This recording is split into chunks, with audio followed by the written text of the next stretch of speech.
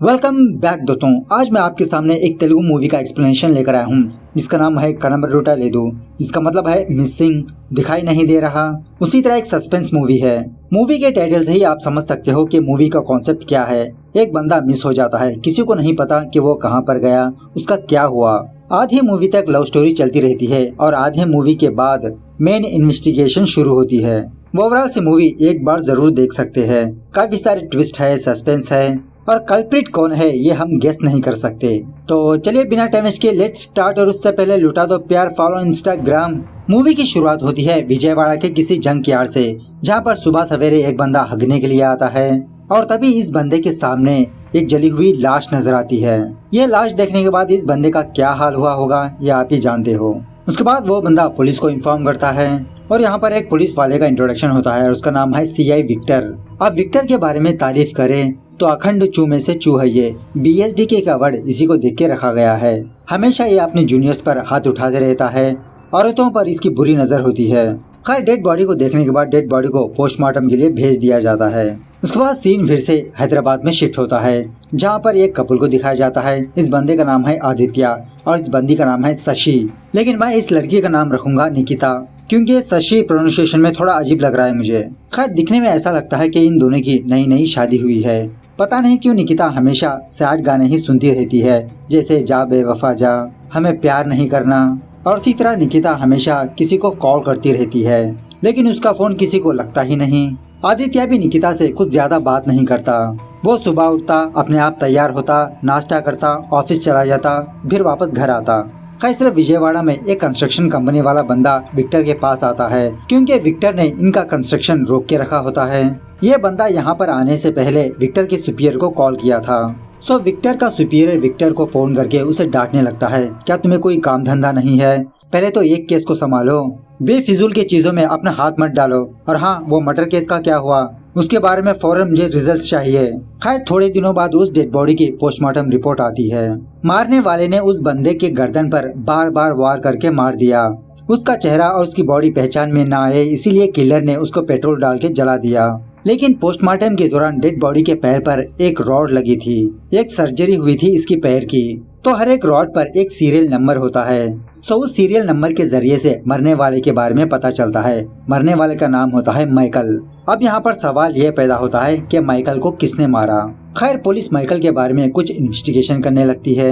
इसी इन्वेस्टिगेशन के दौरान पुलिस वालों को माइकल के दोस्त के बारे में पता चलता है, जिसका नाम होता है दास। CI विक्टर दास को पर्सनली बुलाकर इसे पूछने लगता है, मुझे पता है कि तुम सारा सब कुछ जानते हो, क्या हुआ मुझे सब कुछ सच बता दो। तुम्हारे ऊपर जो 3 केसेस है वो सारे के सारे केसेस को मैं मार दूंगा, मिटा दूंगा। सो दास लालच में आकर ये जो कुछ भी जानता है वो विक्टर को बताने लगता है।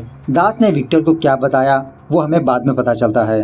खैर जब विक्टर अपने घर में जाता है तो यहाँ पर हमें ये बात पता चलती है कि कोई अनजान बंदा विक्टर को फॉलो कर रहा है। इस तरफ हैदराबाद में जब आदित्य अपने ऑफिस जा रहा होता है, निकिता आदित्य से कहने लगती है, क्या आप मेरे लिए एक काम करोगे? अब आदित्य एक्साइटेड होके निकिता से पूछने लगता है, हाँ जो कुछ भी तुम कहो। निकिता आदित्य से कहने लगती है, एक बंदे को मारना है, जान से मारना है। यह सुनने के बाद आदित्य के होश ही उड़ जाते हैं, लेकिन फिर भी आदित्य ठान लेता है कि ये निकिता के लिए किसी का मर्डर करेगा, क्योंकि आदित्य निकिता से बहुत प्यार करता है। उसके बाद आदित्य और निकिता ये दोनों विजयवाड़ा जाने लगते हैं, क्योंकि निकिता का घर विजयवाड़ा में ही है।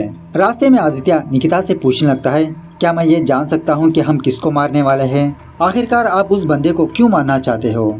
सो यहाँ से निकिता अपनी कहानी आदित्य को सुनाने लगती है। निकिता की एक छोटी सी फैमिली होती है। इसके भाई का नाम होता है निखिल। निखिल की शादी हो चुकी होती है। इसकी वाइफ का नाम होता है हिमजा। निकिता का एक फादर होता है, लेकिन इसकी माँ नहीं होती। एक्चुअली निकिता एक सुपरमार्केट में काम करती रहती है। एक दिन सूर्या नाम का एक बंदा उस सुपरमार्केट आता है और निकिता सूर्या को मारने के लिए ही विजयवाड़ा आ रही है। खैर सुपरमार्केट में आने के बाद सूर्या अपने एक फ्रेंड जिसका नाम होता है सुब्बाराव, उससे फोन में बात करते रहता है। दोस्तों आने वाले कुछ दिनों में मैं इस बंदे की एक जबरदस्त मूवी को एक्सप्लेन करने वाला हूँ। स्टे ट्यून, बहुत ही ऑसम मूवी है वो। खैर जब सूर्या फोन में अपने फ्रेंड से बात कर रहा होता है तो इसकी बातें और निकिता की बातें मैच होती रहती है, जिसकी वजह से इन दोनों के बीच में एक मिसअंडरस्टैंडिंग हो जाती है। सो पहले ही मुलाकात में ये दोनों झगड़ने लगते हैं। अब सूर्या के बारे में बात करें तो सूर्या टोमेटो नाम की एक फूड डिलीवरी कंपनी में काम करते रहता है। शायद जोमेटो वालों ने इस मूवी को पैसे नहीं दिया। एक दिन निकिता और उसकी फ्रेंड ज्योति को भूख लगती है। ज्योति को पिज्जा खाने की इच्छा होती है। सो निकिता ऑनलाइन में पिज्जा ऑर्डर करती है और उस ऑर्डर को एक्सेप्ट करने वाला सूर्या ही होता है। अब पता नहीं निकिता कौन सा नशा करके बैठी थी। बेचारे सूर्या को गलत एड्रेस दे दिया था।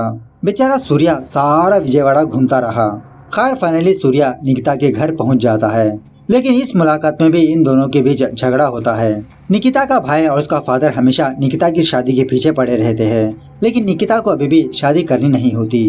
वो अपनी लाइफ में कुछ करना चाहती है। खैर एक दिन रात जब निकिता और ज्योति ये दोनों अपने किसी फ्रेंड की पार्टी अटेंड करके वापस अपने घर जा रहे होते हैं, तो इन दोनों को माइकल नजर आता है। एक्चुअल माइकल ज्योति का एक्स बॉयफ्रेंड है। फिलहाल ज्योति तो माइकल से प्यार नहीं करती, लेकिन जहाँ पर भी माइकल को ज्योति नजर आती वो उसे तंग करते रहता है। इसीलिए जब निकिता और ज्योति ये दोनों माइकल को देखते हैं तो कहीं पर छुप जाते हैं, लेकिन माइकल इन दोनों को फाइंड आउट कर लेता है। माइकल को देखने के बाद ये दोनों वहाँ से भागने लगते हैं। तभी वहाँ पर सूर्या किसी को डिलीवरी देने के लिए आता है। अब हमारा सूर्या हीरो है, हीरोपंती तो जरूरी है। सो हीरोइन को बचाने के लिए सूर्या माइकल से लड़ने झगड़ने लगता है। इन दोनों के बीच बहुत हाथापाई होती है। इसी दरमियान में निकिता ने पुलिस को कॉल किया था। थोड़ी देर बाद पुलिस आकर माइकल को पुलिस स्टेशन ले जाती है। बहुत रात होने की वजह से सूर्या अपने फ्रेंड सुब्बाराव को कॉल करता है, क्योंकि इस समय कोई कैब और ऑटो तो मिलने वाला नहीं है। सो सूर्या निकिता को अपने बाइक पर बिठा लेता है और सुब्बाराव ज्योति को। खैर देखते ही देखते सूर्या और निकिता के बीच अच्छी खासी दोस्ती हो जाती है। ये दोनों एक दूसरे को पसंद करने लगते हैं और वन फाइन चांदनी रात को निकिता सूर्या को प्रपोज कर लेती है। अब सूर्या के पेरेंट्स के बारे में बात करें तो सूर्या एक अनाथ है।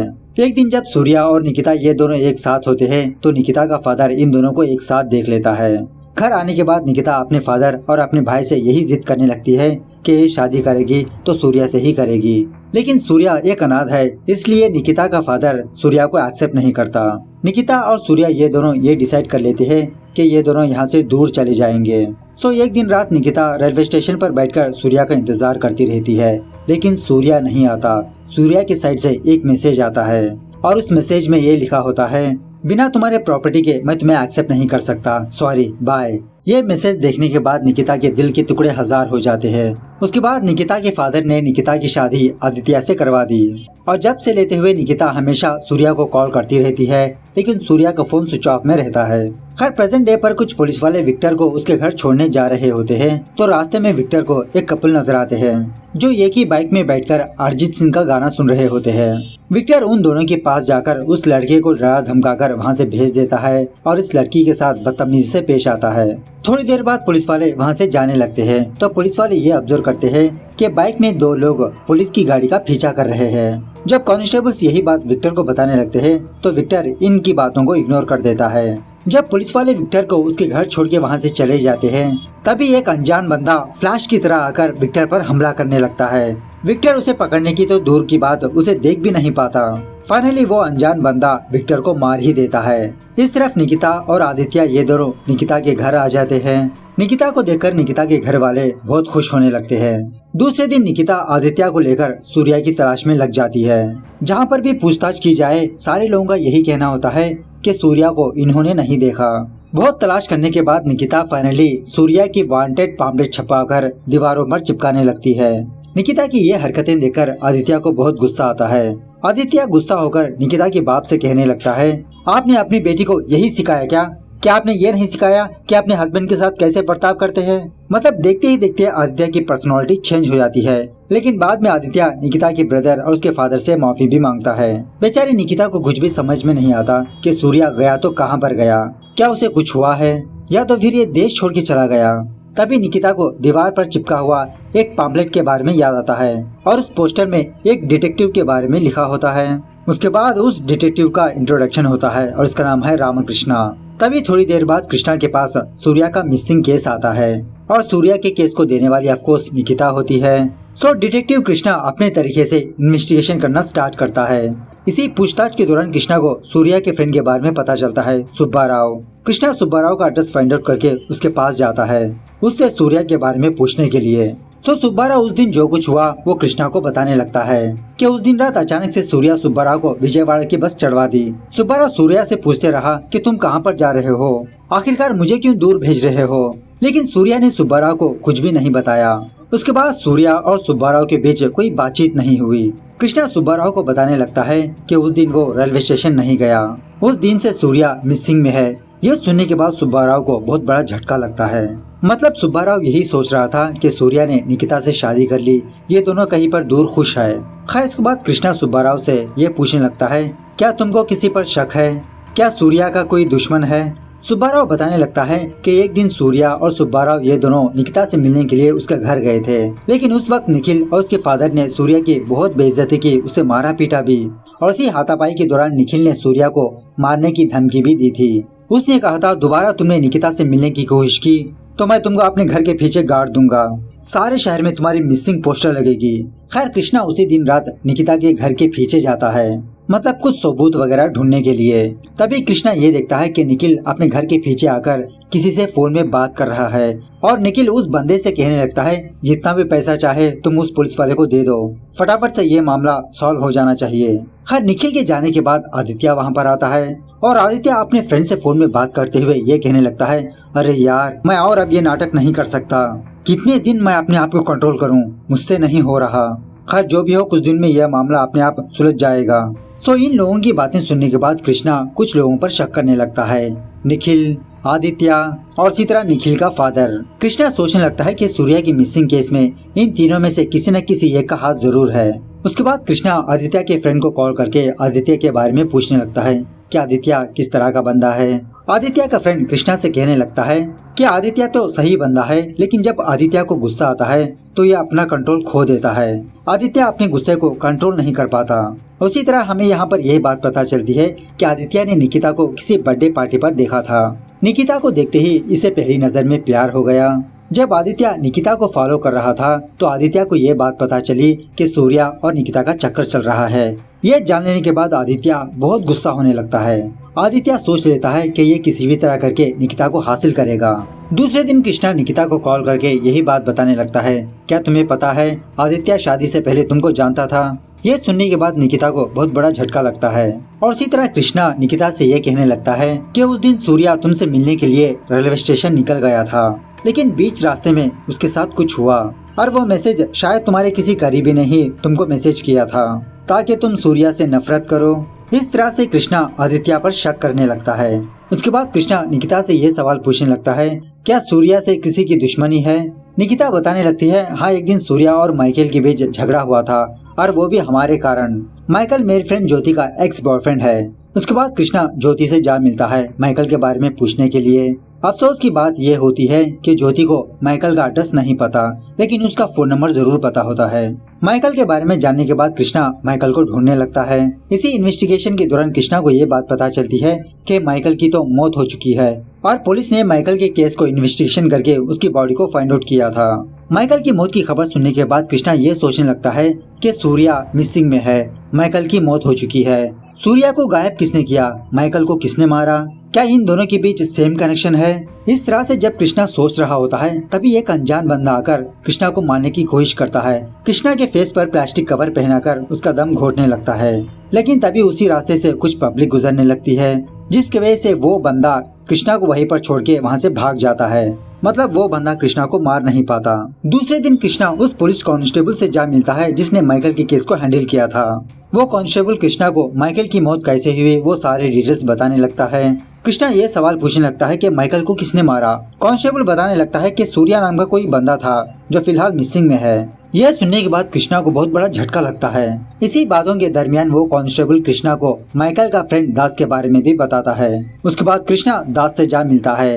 एक्चुअली दास ने पुलिस के सामने यही बयान दिया था कि दास ने खुद अपनी आंखों से देखा था कि सूर्या ने माइकल को मारा। यही बात जब दास कृष्णा को बोल रहा होता है तो दास के अंदर कुछ घबराहट होती है। दास को देखकर कृष्णा को यकीन हो जाता है कि दास झूठ बोल रहा है। उसके बाद कृष्णा उस कांस्टेबल के पास आकर ये फाइंड आउट करने के लिए कहता है, अगर दास ने माइकल को मरते हुए देखा तो दास का फोन नेटवर्क भी वहीं पर होना चाहिए ना। सो तुम ये फाइंड आउट करो कि जिस दिन माइकल मरा था उस दिन दास का फोन नेटवर्क कहाँ पर था। सो ये कांस्टेबल टेलीकम्युनिकेशन ऑफिस को कॉल करके ये बात फाइंड आउट कर लेता है और यहाँ पर कृष्णा को और उस कांस्टेबल को ये बात पता चलती है जिस दिन माइकल मरा था उस दिन दास का नेटवर्क कहीं और पे दिखा रहा है। उसके बाद क्या था, वो कांस्टेबल और कृष्णा दास को पकड़ लेते हैं। दास को बहुत मार पीट के सच बोलने के लिए कहते हैं। एक्चुअली उस दिन सूर्या निकिता से मिलने के लिए रेलवे स्टेशन जा रहा था। सो सूर्या अपने फ्रेंड को बचाने के लिए सुब्बाराव को विजयवाड़ा भेज दिया, लेकिन बीच रास्ते में माइकल सूर्या को रोक दिया। इन दोनों के बीच बहुत हाथापाई होती है। फाइनली माइकल सूर्या को बेहोश करके उसे किसी जगह पर बांध देता है, किसी अंधेरी जगह पर। देखते ही देखते बहुत दिन गुजर जाते हैं। सूर्या वहीं पर बांधा होता है। माइकल टाइम पे जाकर सूर्या को खाने के लिए देता है। बेचारे की हालत पागलों जैसी हो चुकी होती है।